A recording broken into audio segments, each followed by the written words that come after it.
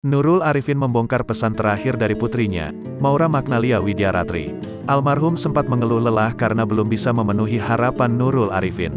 Kepergian Maura Magnalia Widyaratri memang cukup mengejutkan. Putri sulung dari Nurul Arifin tersebut ditemukan tak sadarkan diri di meja makan rumahnya pada Selasa, tanggal 25 Januari tahun 2022. Maura Magnalia kemudian dilarikan ke rumah sakit. Sayang, nyawanya tak tertolong. Maura meninggal karena mengalami henti jantung. Jenazah Maura kemudian dimakamkan di San Diego Hills, Karawang, Jawa Barat pada Rabu, tanggal 26 Januari tahun 2022. Nurul Arifin tak mampu menutupi rasa kehilangan. Ia tak menampik sempat merasakan firasat sebelum putrinya itu berpulang. Nurul mengaku sempat didatangi almarhum ibunya lewat mimpi. Firasatnya saya mimpi didatangi ibu saya.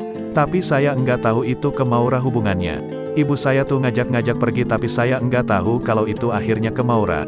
Kenang Nurul seperti dikutip tribunstyle.com dari YouTube Intens Investigasi, Kamis tanggal 27 Januari tahun 2022. Selain firasat, Nurul juga membongkar pesan terakhir dari Maura. Ia menyebut putrinya itu sempat masuk kamarnya dan mengeluh capek.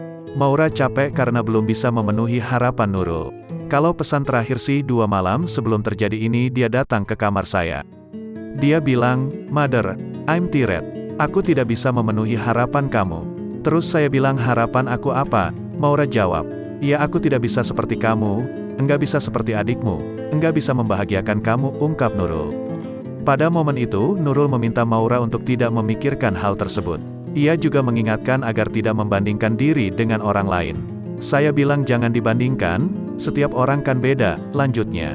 Nurul juga sempat masuk ke kamar Maura.